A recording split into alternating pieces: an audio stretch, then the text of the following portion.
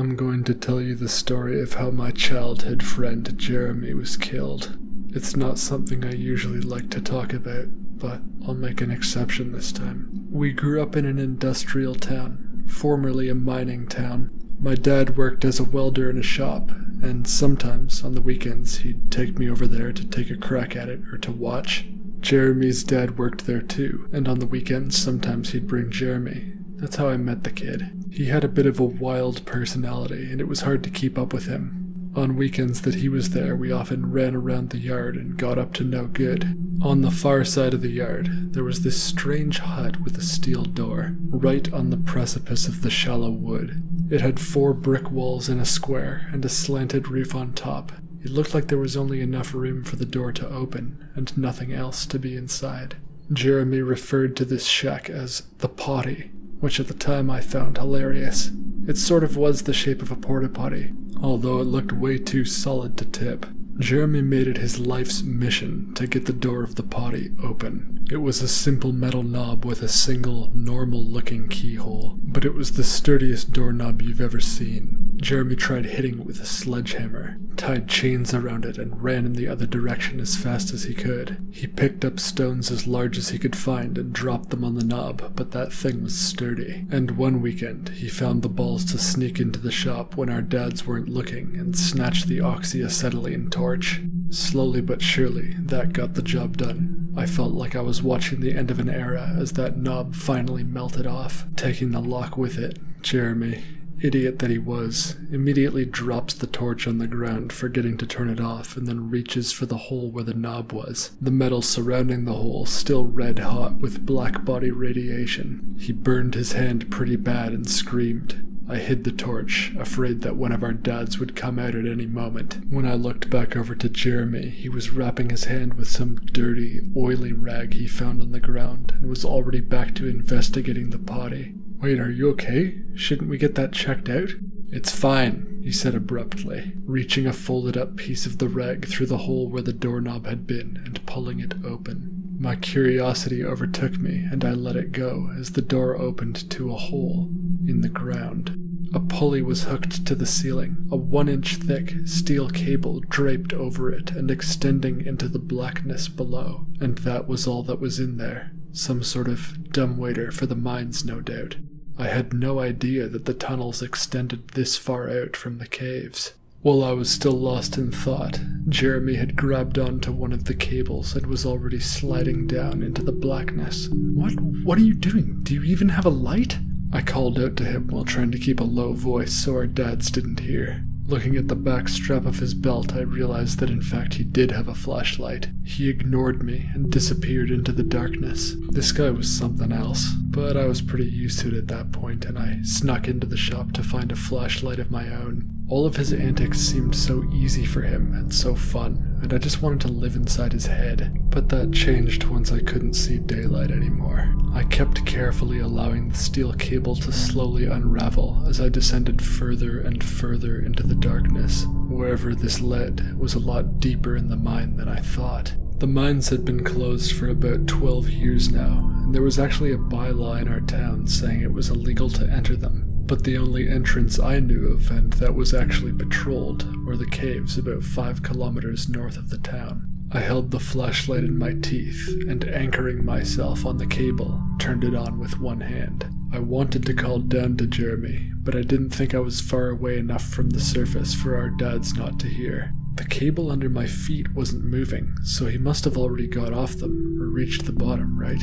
My heart began to fill with worry as I wondered if I would really be able to climb back up all this way. I noticed that the brick walls around me had become a wall of rock as I continued to descend. Even the beam of the flashlight was just swallowed by the darkness below. I was starting to sweat, and my hands were getting tired, and I decided to quicken my pace. And eventually, after another 5 minutes of growing anxiety, I saw the bottom. I'm not sure how far down I had gone, but my ears were popping due to the change in pressure. The cables went all the way down to a small divot in the rock floor, and I stepped around it as I finally released the cable. My hands ached and clawed like nothing else, but giving them the flashlight to hold was actually soothing. I shone it around to get my bearings. I expected to be in a much more open space than I found myself in. I was at the intersection of about 5 tunnels. One had a wooden door in front of it, although you could see around it. It had a sign on it that said danger, and written in permanent marker above the sign, keep door locked at all times. The tunnel around it was carved wider than the door, and I peered behind it to see nothing but a dead end. I wasn't sure what the purpose of the door was, but it didn't matter. I needed to find Jeremy, and at last I was deep enough in the mine to call out to him without alerting our dads. "Jeremy?" I called, to hear a vast echo reply. I didn't move, wanting to be sure I didn't create any additional noise. If he was far, it might be hard to hear him, although it's hard to imagine he couldn't hear me with nothing but echoes. And for a moment, I thought that I did hear a reply. It started as a rumble, echoing through the walls, but then sounded more like the roar of an enormous creature. My heart skipped a beat, and my eyes went wide, peering into the darkness, but the beam of the flashlight only carried so far down each of the tunnels. I couldn't tell where the roar was coming from. It seemed to be echoing into the junction from every direction, even the dead end. "Nathan!" a voice finally echoed, calling back to me. It was Jeremy. I could tell that he was coming from the center right tunnel, the one with some thin, shoddily constructed wooden rails. I walked along them, shivering. It was cold down here. This tunnel had a lot of twists and turns, but somehow I felt comforted by the railway. Something about it made it seem less foreign, more developed, I guess. "Jeremy!" I called out to him again when it felt like I had been following the tunnel for a while. "Nathan." His voice was softer this time, as though he'd been running in the same direction I'd been walking. I quickened my pace and passed 2 corners before nearly falling into a chasm. "Nathan, watch out!" Jeremy was standing on a ledge on the far side of the chasm, waving to me. It was almost hard to make him out in the haze of dark. The floor of the chasm was visible by flashlight, but it was split level. Parts of it were 10 meters down, and other sections just seemed to be abyss. "How did you get over there?" I called out to Jeremy as a rock I accidentally kicked tumbled down into nothing.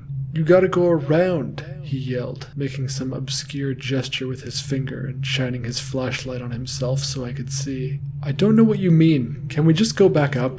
I really wanted to get out of there, and I didn't understand how he was capable of being so nonchalant about the whole thing. I think there's something down here," I called out nervously, not wanting to sound like a coward. "Just come around," Jeremy called out to me again, impatiently. I was frustrated and I wanted to just climb back up, but it didn't seem right to leave my friend down there. Jeremy turned and disappeared back into the tunnel he had originally surfaced from. Realizing there was no safe way across from there, I tried to make sense of his finger gesturing. I turned around to loop back to the junction with the intention of taking the next right tunnel. Journeys are always faster when you return from them, aren't they? And I found that to be true when returning to the junction. Taking the next right tunnel, I realized it wasn't nearly as well cleared. It looked to have suffered several cave-ins since the mine was shut down, but I carefully stepped over the rocks where I could, trying not to twist my ankle, and proceeded on. The tunnels seemed to groan around me, and I kept imagining the roar of a monster. I kept swiveling my head to look behind me, expecting to see something horrific or expecting to be chased. Up ahead, I noticed a fork, but I had common sense and realized that if I wanted to get back to the chasm, I should take the right passage. I glanced down the left as I passed it, however, and then stopped in my tracks. A skeleton lay there, under a cave-in. It looked to be human. Its bones were completely dry. It must have been there for a while.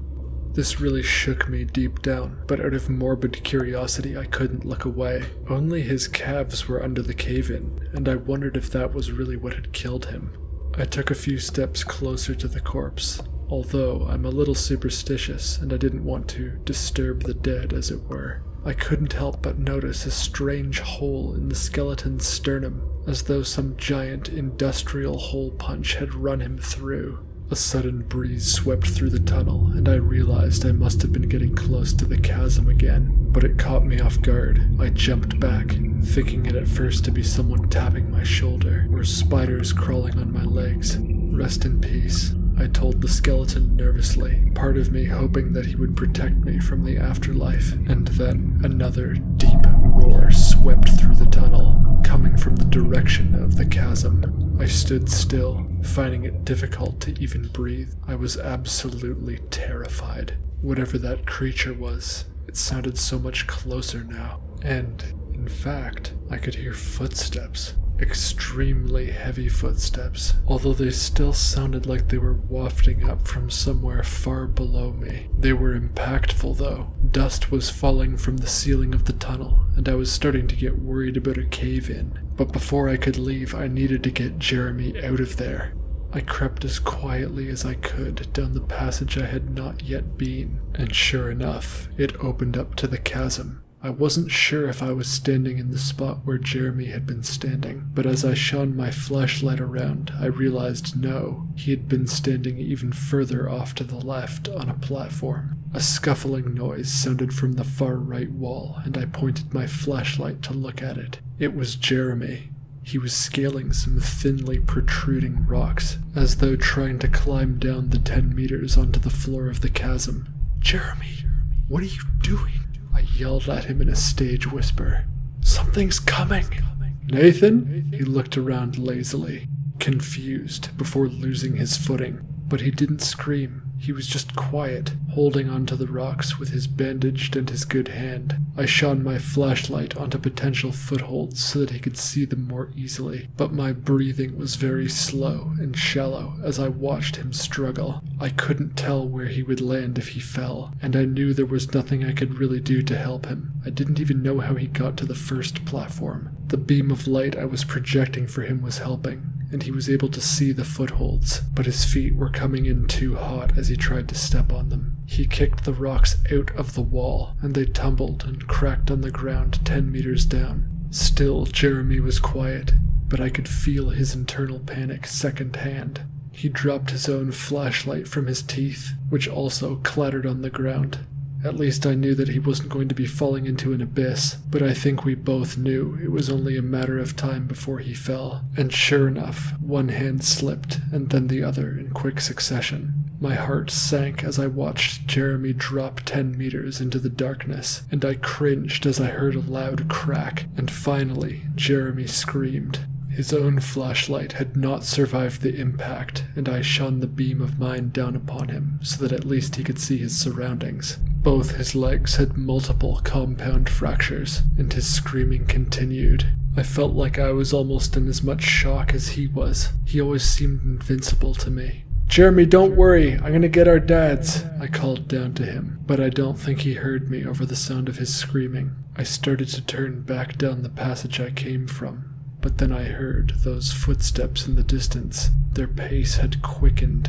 "Jeremy, be quiet. Something's coming," I called down to him before turning off my light. I didn't want to reveal his position, or mine for that matter. Again, Jeremy ignored my warnings and just continued to wail, determined to the end to live life by his own rules. There was a deep, almost horse-like, sputtering breathing flowing through the air, echoing into the open space from some passage I could not see, and the footsteps were now like the beating of great drums in a large hall. They slowed as I felt the presence of the creature enter the chasm. Jeremy seemed to finally understand that something was wrong, as his screams had become whimpers and he was trying to dull the noise he was making, but it was too little too late. I couldn't see the monster, but I heard it take steps towards Jeremy. My heart was pounding, but in an adrenaline-fueled moment of courage, I turned on my light, hoping to distract the creature from my helpless friend. I pointed my beam of light down in the chasm to see it. It was about 2.5 to 3.5 meters tall,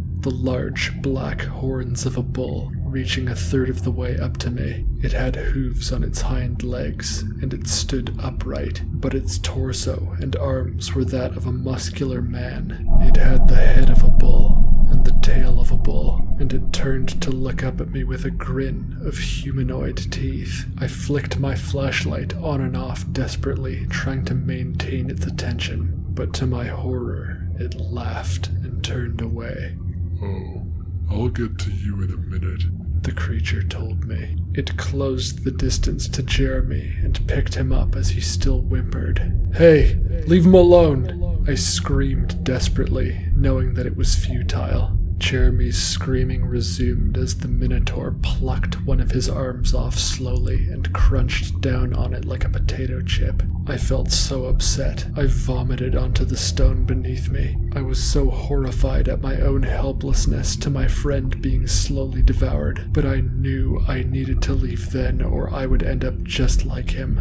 Tears were streaming down my face as I heard Jeremy's screams echoing in from the fading chasm, and they still continued even when I had made it back to the steel cables. Although I had previously wondered how I was going to climb out of that mine, my body had no problem making it happen when I had this much fear and adrenaline running through my system, and it was only once I reached the surface that the screaming seemed to stop, although I still felt like I could hear it ringing in my head. A part of me hates myself for leaving him behind, and a part of me hates him for being such an idiot.